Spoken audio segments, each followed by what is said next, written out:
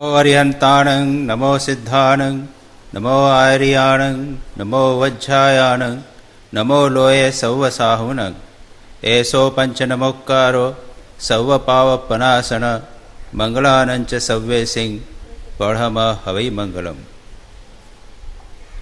अरिहंतों को प्रणाम, सिद्धों को प्रणाम, आचार्यों को प्रणाम, उपाध्यायों को प्रणाम, सभी साधुओं को प्रणाम।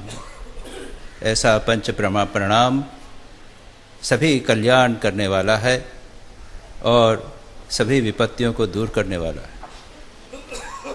मंच पर उपस्थित विद्वत मंडली, पूज्य सन्यासी वृंद, ब्रह्मचारी, माताओं और सज्जनों, यह जो मैंने अभी प्रणाम मंत्र बोला इसे नवकार मंत्र कहते हैं।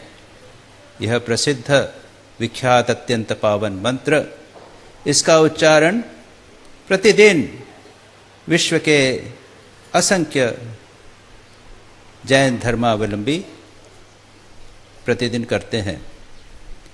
यह मंत्र अत्यंत उदार है। अरिहंत शब्द जिसने अरि को, शत्रु को जीत लिया है। स्वयं जैन शब्द का अर्थ होता है जिन से उत्पन्न होता है। जिन यानी जिसने जीत लिया है अपने रिपुओं को, आंतरिक रिपुओं को, काम क्रोध लोभ मोह इत्यादि को, और उनका जो अनुयायी है वह जैन कहलाता है।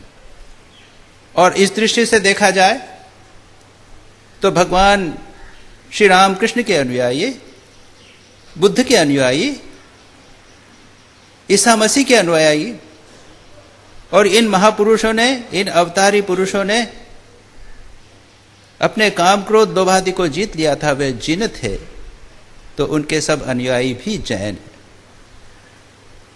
जैन धर्म एक अत्यंत उदार धर्म है। जैसा मैंने कहा, यह धर्म भगवान महावीर, ये शब्द महावीर भगवान शब्द का उपयोग भले किया जाए, लेकिन जैन धर्म ईश्वर में विश्वास नहीं करता।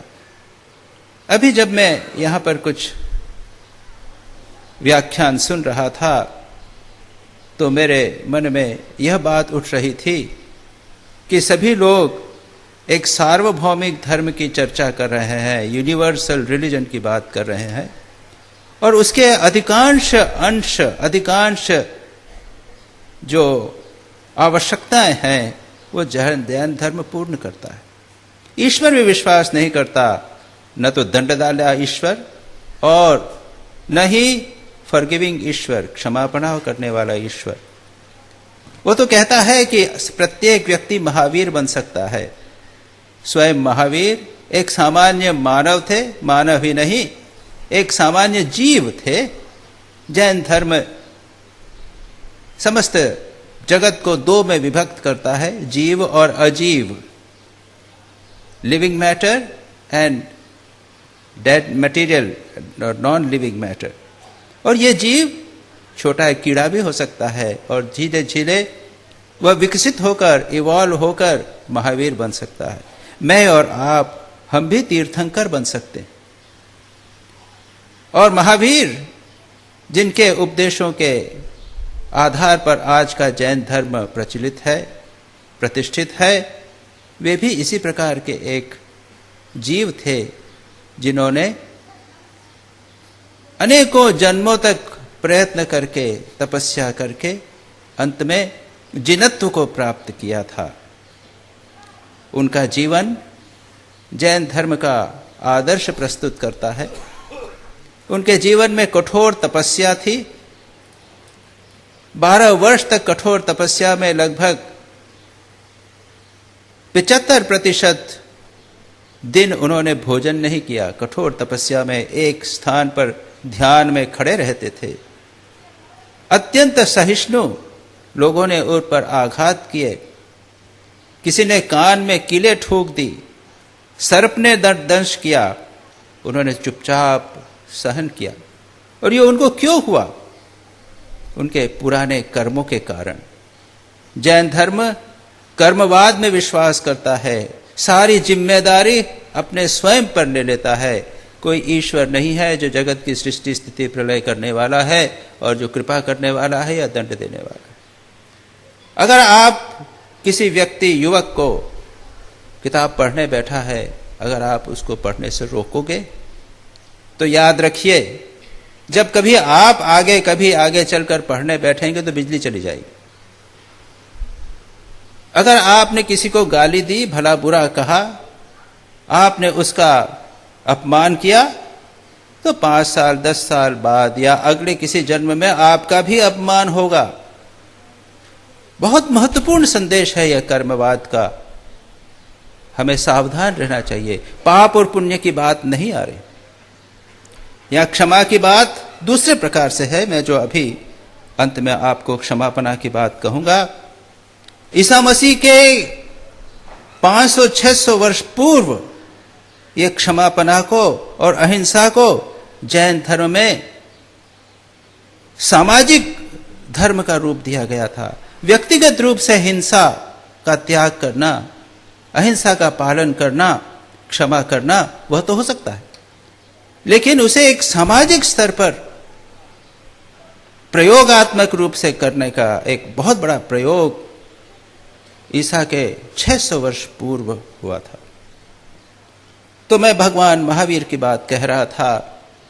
कठोर तपस्या की उन्होंने, अत्यंत सहिष्णु थे और उसके बाद में उन्होंने इस धर्म का प्रतिपादन किया।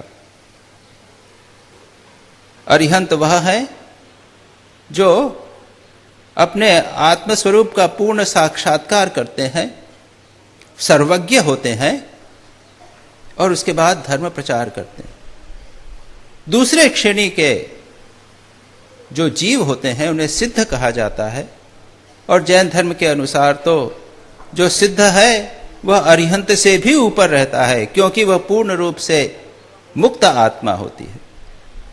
और 3 जो मानव श्रेणी के जीव हैं वे हैं आचार्य, दूसरे शास्त्र की व्याख्या करने वाले उपाध्याय, और तीसरे सभी साधु, सव्वे साहुनम।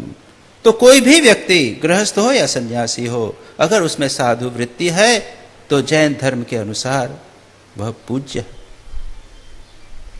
भगवान महावीर ने कहा कि यह जीव, इसमें शुद्धता है, चैतन्य है, नित्य शुद्ध बुद्ध है, लेकिन वह कर्म के कारण कर्म आकर इन पर चिपक जाता है और उसमें बंधन में पड़ जाता है। और इसके 4 कारण हैं। 5 कारणों के कारण यह जीव बंधन में पड़ता है। पहला है मिथ्यात्व, रॉन्ग कंसेप्शंस, गलत धारणाएं जीवन के संबंध में, आत्मा के संबंध में, जगत के संबंध में और जीवन के लक्ष्य के संबंध में मिथ्या धारणा के कारण व्यक्ति बंधन में पड़ता है। दूसरा है अविरति, वह भोग से विरत नहीं होता और हिंसा से विरत नहीं होता।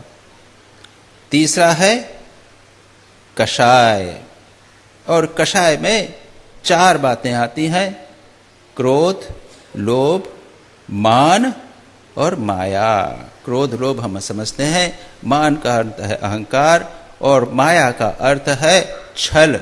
जैसे श्री राम कृष्ण कहते थे, मन मुख एक नहीं करना। चौथी बात जो बंधन का कारण है वह है प्रमाद, केयरलेसनेस। जीवन है इस प्रकार से व्यतीत कर रहे हैं कि हम दूसरों को कष्ट पहुंचा रहे हैं।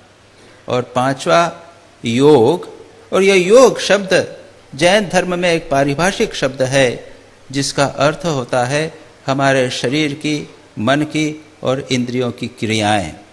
इसे आप अन्य जो योग चित्तवृत्ति निरोध के रूप में आप नहीं लेंगे। और इनको दूर कैसे किया जाए और बंधन से मुक्त कैसे हुआ जाए, उसके लिए कहते हैं 3 रत्न, त्रिरत्न, सम्यक दर्शन, सम्यक ज्ञान और सम्यक चारित्र। सम्यक दर्शन का अर्थ है हमारी धारणाएं, मान्यताएं, श्रद्धा, आस्था यह सत्य पर होनी चाहिए। एक शुद्ध गुरु को स्वीकार करना चाहिए, शुद्ध धर्म को स्वीकार करना चाहिए और शुद्ध देव को स्वीकार करना चाहिए। मैं पुनः बता दूं, यह देव शब्द का अर्थ कोई स्वर्ग में रहने वाले देवी देवता नहीं है, उसका अर्थ है अरिहंत और सिद्ध।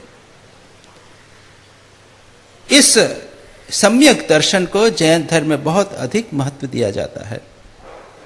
It is the beginning of spiritual life. आध्यात्मिक जीवन का प्रारंभ इसी से होता है। एक रस्म होती है, जैसे बैप्टिज्म होता है, जैसे अमृत सेरेमनी होती है सिखों में, इस प्रकार से है। युवक व्यक्ति गुरु के पास जाकर सम्यकत्व लेता है, कहता है कि मैं शुद्ध गुरु, शुद्ध धर्म और शुद्ध देव को ही स्वीकार करूंगा। इसके बाद जैन धर्म सबसे अधिक महत्व देता है आचार पर, कंडक्ट पर। वैसे जैन धर्म, जैसा मैंने कहा, इतना पुराना है, उसकी कई शाखाएं हैं। दिगंबर, श्वेतांबर 2 प्रमुख शाखाएं हैं और एक बहुत विशाल साहित्य है, बहुत विशाल साहित्य है। उसकी विस्तार में हम नहीं जाएंगे। आचारांग्य सूत्र, उनके जो सूत्र हैं या श्रुत हैं, जो भगवान महावीर की वाणी पर आधारित हैं, उनमें आचारांग सूत्र और दशवैकालिक सूत्र ये सबसे महत्वपूर्ण है, उन पर आधारित है। तो उसके विस्तार में जाने की बात नहीं है।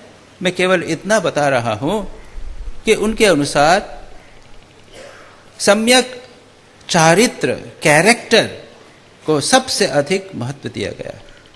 एक बहुत महत्वपूर्ण बात यहां पर जैन धर्म की हम पाते हैं, और उसमें भी 5 महाव्रत या अनुव्रत, अहिंसा, सत्य, अस्तेय, ब्रह्मचर्य और अपरिग्रह, ये हम जानते हैं। पातंजल योग सूत्र में इन्हें यम कहा गया है।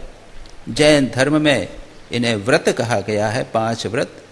जो सन्यासी है वह मन वचन काया से इसे पूर्ण रूप से पालन करने का प्रयत्न करता है, और जो गृहस्थ है वह अपनी सीमाओं के अनुसार, अपनी परिस्थिति के अनुसार उसे आंशिक रूप में पालन करता है, और उन्हें कहते हैं अनुव्रत। और आप लोगों ने अनुव्रत आंदोलन का नाम तो सुना ही होगा। आज के युग में आचार्य तुलसी और उनके शिष्य आचार्य महाश्रवण, तेरापंथी समाज के, उन लोगों ने इसे एक बहुत पॉपुलर बनाने का प्रयत्न किया। और मुझे यह जानकर आश्चर्य हुआ कि कई हिंदू जो जैन नहीं हैं, वे भी अनुव्रत का अपने जीवन में उतारने का प्रयत्न करते हैं। और उसमें करने में कोई बुराई क्या है? अहिंसा का पालन कीजिए। जैन धर्म में अहिंसा को सबसे अधिक महत्व दिया गया है। पातंजल योग सूत्र में भी कहा गया है अहिंसा सबसे महत्वपूर्ण यम है, और बाकी जितने हैं, सत्य अहिंसा, सत्य ब्रह्मचर्य, अपरिग्रह और अस्तेय इत्यादि, उस अहिंसा की पूर्ति के लिए है। भगवान महावीर कहते हैं जिसे तू दुख देना चाहता है वह तू ही है, जिसे तू लज्जित करना चाहता है वह तू ही है। कष्ट क्यों नहीं दें? क्योंकि जिसे हम कष्ट देंगे वस्तुतः वह मेरी ही आत्मा का एक अंग है। वैसे जैन धर्म ड्युअलिस्टिक है, आत्माओं को भिन्न मानता है, लेकिन भगवान महावीर इस बात को कहना चाहते हैं कि अगर आप उसको कष्ट देंगे तो वो कष्ट आपके ऊपर आना ही वाला है, कर्मवाद के अनुसार ही। और जैन धर्म ने इस अहिंसा के अभ्यास को कैसे इसे जीवन में उतारना, उसको विस्तार से कोडिफाई किया है, उसके अत्यंत विस्तार से गए हैं। और उसके लिए उन्होंने जीवों के 5 विभाग किए हैं। इंद्रियों के आधार पर, एक इंद्रिय वाले जिनको केवल स्पर्श है कि इंद्रिय है, दूसरी 2 इंद्रियों वाले, तीसरी 3 इंद्रियों वाले, और अंत में 5 इंद्रियों वाले जो जीव हैं, सबसे विकसित जीव हैं। लेकिन जो सन्यासी है वो तो एक इंद्रिय वाले जीव की भी मन वचन काया से कृत कारित अनुमोदित रूप से हिंसा नहीं करेगा। गृहस्थ इतना नहीं कर सकते, वो अनुव्रत का पालन करते हैं। उसी प्रकार से सभी धर्म, सभी सत्य के भी विस्तार से विभाजन है। सत्य, अहिंसा, ब्रह्मचर्य इत्यादि सभी का विस्तार से वहां पर वर्णन किया गया है। और इसी अहिंसा का एक ऑफशूट, उसका एक अंश है रात्रि भोजन का त्याग। इसके पीछे भाव यह है कि रात्रि में कीड़े मकोड़े निकल आते हैं और उनकी हत्या होती है, इसलिए रात्रि भोजन का त्याग। और जो ऑर्थोडॉक्स जैन हैं, रूढ़िवादी कट्टर जैन है, वो रात्रि को भोजन नहीं करते और उसे इतना महत्व दिया गया है कि इसे छठा व्रत कहा गया। और उसके आज के युग के लिए तो बहुत आवश्यक है। अगर आप रात्रि को सूर्यास्त के बाद भोजन बंद कर देवें तो आपकी ये ब्लड प्रेशर और हार्ट डिजीज, डायबिटीज सब ठीक हो जाएगी। कई बहुत सारी प्रैक्टिकल बातें हैं, अगर हम जैन धर्म की लेवें तो उससे बहुत बड़ा लाभ हो सकता है। एक दूसरा उसका ऑफशूट है वेजिटेरियनिज्म, शाकाहारी भोजन। और आजकल के डॉक्टर लोग कहेंगे, बताएंगे कि शाकाहारी भोजन निश्चित रूप से मांसाहारी भोजन से, निरामिष भोजन आमिष भोजन से स्वास्थ्य की दृष्टि से श्रेष्ठतर। यही नहीं, कहते हैं कि अगर आप एक बकरे को काटेंगे तो उसको बढ़ाने के लिए कितनी वेजिटेबल की आवश्यकता होती है, इत्यादि सारी बात कहते हैं।